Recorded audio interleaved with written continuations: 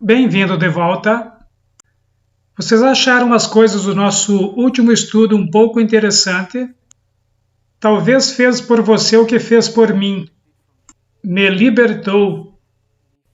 Sabe, eu passei a maior parte da minha vida tentando fazer as coisas corretamente. Eu tentei arduamente ser perfeito. Mas tudo que eu tive como experiência foi desapontamento e condenação. Eu estava procurando no lugar errado por uma perfeição que deixaria a lei feliz.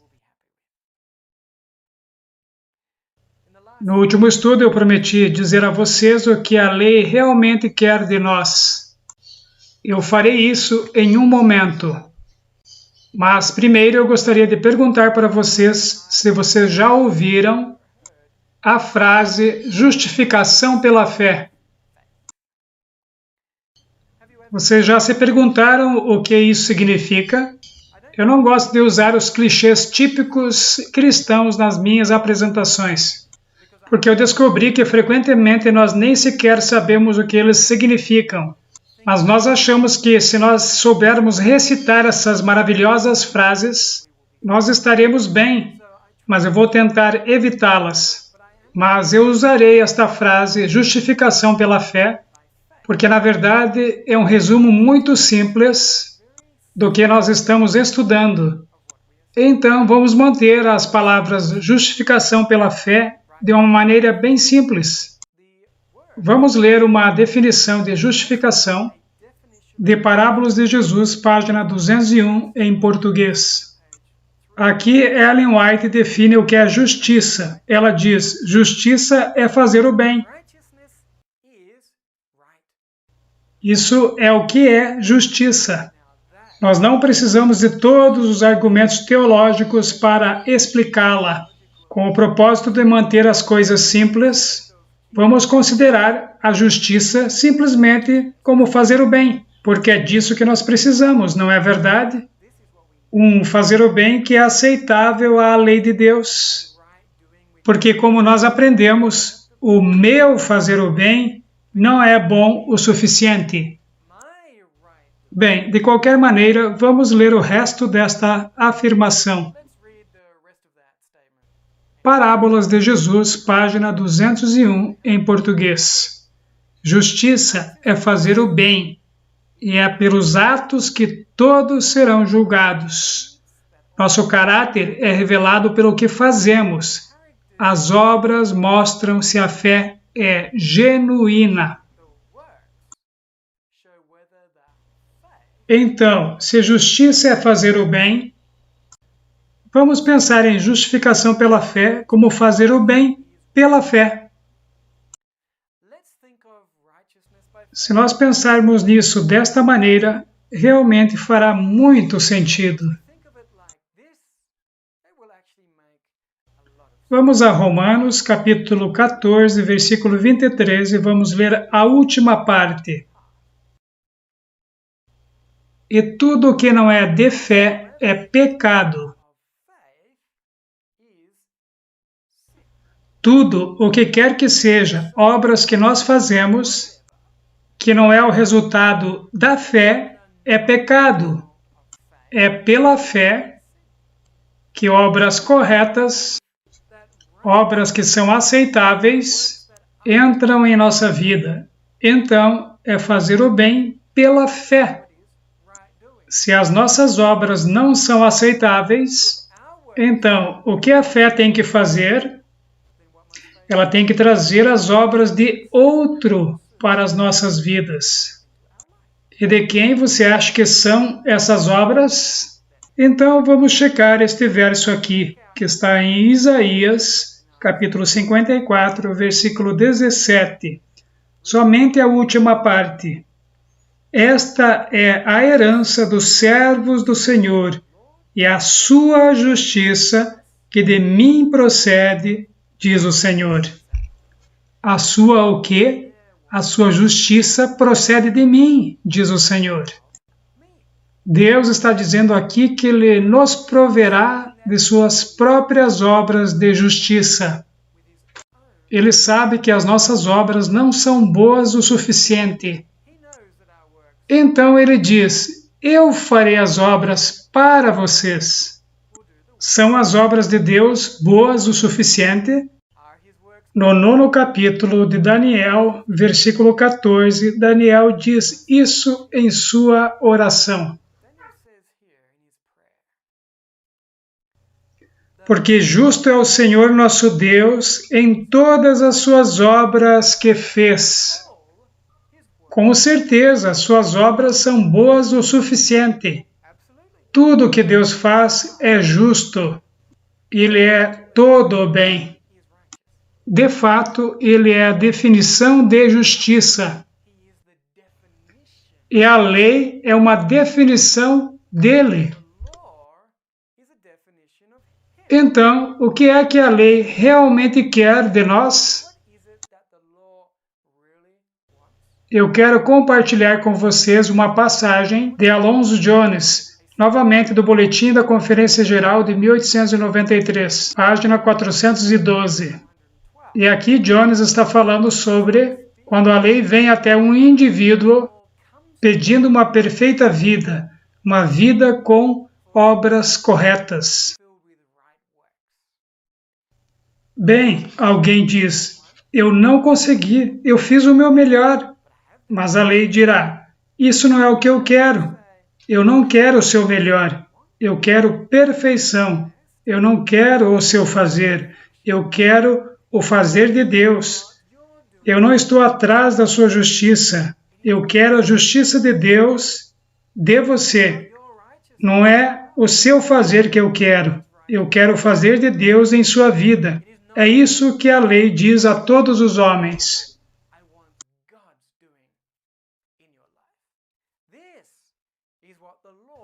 Ahá, então é isso que a lei quer.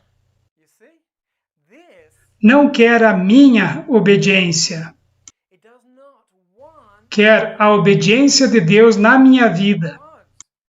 Então nós temos que parar de olhar para nós mesmos e tentar para sermos obedientes. Ao invés disso, nós devemos começar a olhar para Deus e pedir a Ele para fazer as obras para nós. Vamos ler o versículo 1 do Salmo 127. Se o Senhor não edificar a casa, em vão trabalham os que a edificam. Se o Senhor não guardar a cidade, em vão vigia a sentinela.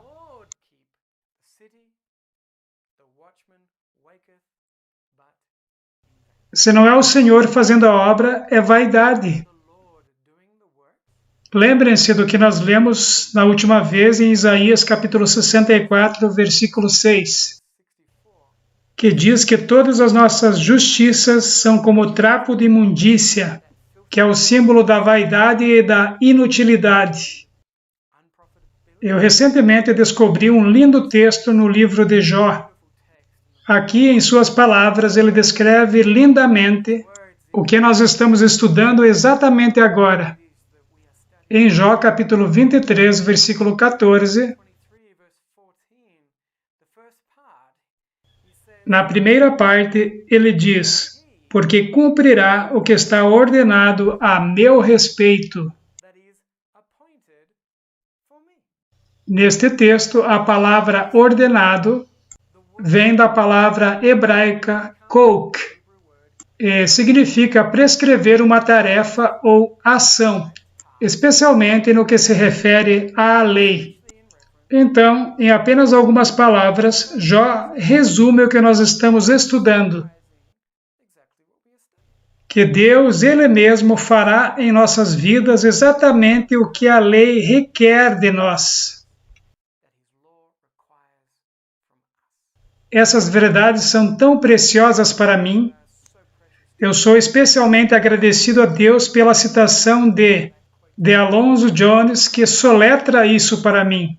A lei não quer a minha obediência. Quando nós descobrimos isso, nós não precisamos depender mais de nós mesmos. Traz um alívio. Ano após ano, nós tentamos fazer as coisas funcionarem por nós mesmos.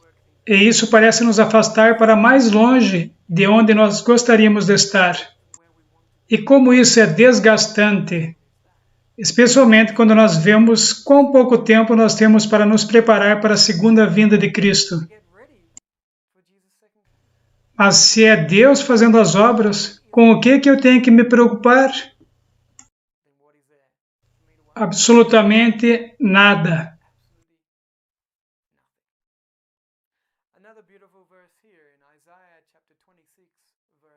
Outro lindo verso aqui em Isaías, capítulo 26, versículo 12. Senhor, Tu nos darás a paz, porque Tu és o que fizeste em nós todas as nossas obras. Quantas obras? Todas as nossas obras. Esse é o dom de Deus de paz para nós.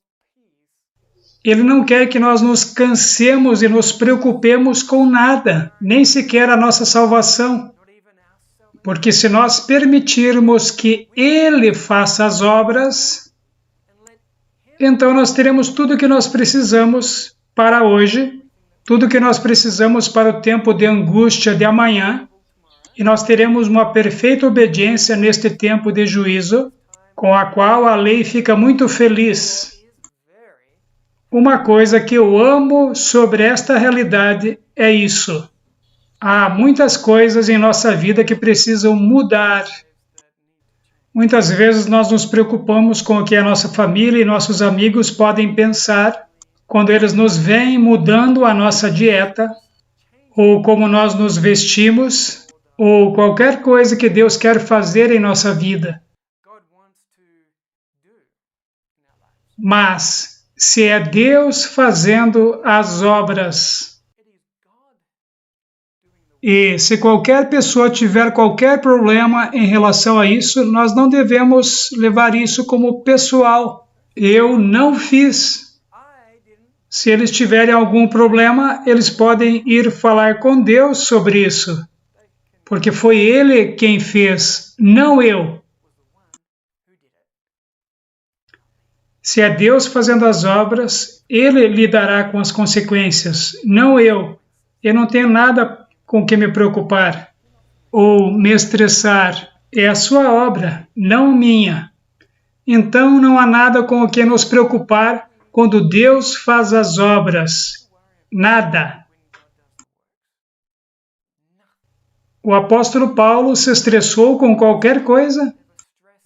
Ele até passou por um naufrágio em uma tempestade. Contudo, ele teve perfeita paz em todas as suas experiências. Por quê? Em Colossenses, capítulo 1, versículo 29, ele nos conta o seu segredo. E para isto também trabalho, combatendo segundo a sua eficácia, que opera em mim poderosamente. O apóstolo Paulo nunca se estressou com nada, porque era Deus fazendo as obras em sua vida. Ele simplesmente disse, Senhor, faça, porque eu não posso. E Deus disse, eu amaria fazer isso. Às vezes eu me pergunto quantas vezes Deus me viu fazendo uma bagunça em minha vida. E Ele fica lá querendo fazer as obras para mim. E eu falo, não, deixa que eu faço. Então eu vou e bagunço tudo. Então Ele diz, eu vou limpar isso para você. E eu digo, não precisa, eu posso fazer isso. Eu fiz a bagunça, então eu vou limpar. Quanto eu já entristeci o coração de Deus. Se eu tivesse deixado com que Ele fizesse as obras, quão mais fácil teria sido a vida. Não somente para mim, mas para aqueles à minha volta também.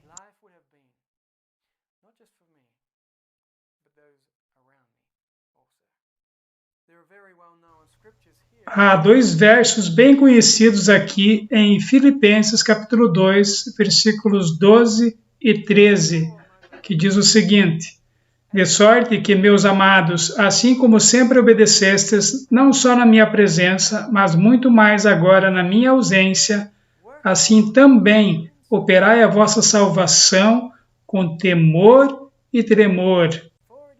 Porque Deus é o que opera em vós tanto o querer como o efetuar, segundo a sua boa vontade. Nós lemos o verso 12 e dizemos: vejam, eu tenho que operar a minha própria salvação. Então nós tentamos, e não é com temor e tremor, constantemente tentando e constantemente falhando, constantemente sob o medo da condenação. Mas nós esquecemos o verso 13. É Deus que opera em nós tanto o querer como o efetuar, segundo a sua boa vontade. O temor e tremor que é mencionado no verso 12 é o medo de que nós estaremos fazendo as nossas próprias obras. Quando nós acordamos de manhã, a nossa primeira oração deveria ser: Senhor, não me deixe fazer as minhas próprias obras hoje. Por favor, o Senhor pode fazê-las, e essa deve ser a nossa oração de coração constantemente, durante o dia, momento a momento. Tudo que nós tivermos que fazer naquele dia, vestir as nossas meias, escovar os nossos dentes ou enfrentar um grande problema no nosso local de trabalho, e especialmente a nossa batalha contra o pecado. Faça isso, Senhor, eu não posso. E Deus ama fazer o que nós não podemos fazer por nós mesmos. Ele não quer que nós nos estressemos com nada hoje, ou nos preocupemos com qualquer coisa de amanhã. Ele quer que nós tenhamos paz, mesmo no tempo de angústia que está à nossa frente. Então, Ele está nos oferecendo as suas próprias obras como um dom, um presente. Então, momento a momento, vamos deixar o nosso eu de lado e deixar que Ele faça as obras. Justificação pela fé é bem simples, é fazer o correto pela fé. Somente as obras de Deus, não as minhas obras, são aceitáveis para a lei de Deus. Então a fé deve trazer à nossa realidade prática o procedimento correto de Deus. No nosso próximo estudo, eu quero ilustrar essas coisas de uma maneira poderosa. Eu vou mostrar para vocês que depois de milhares de anos, nós não aprendemos dos erros que os israelitas cometeram no deserto. Nós veremos que nós nem sequer aprendemos do erro que Satanás cometeu quando ele estava no céu. Continue comigo nesta jornada de descobrimento. Nos vemos no próximo episódio.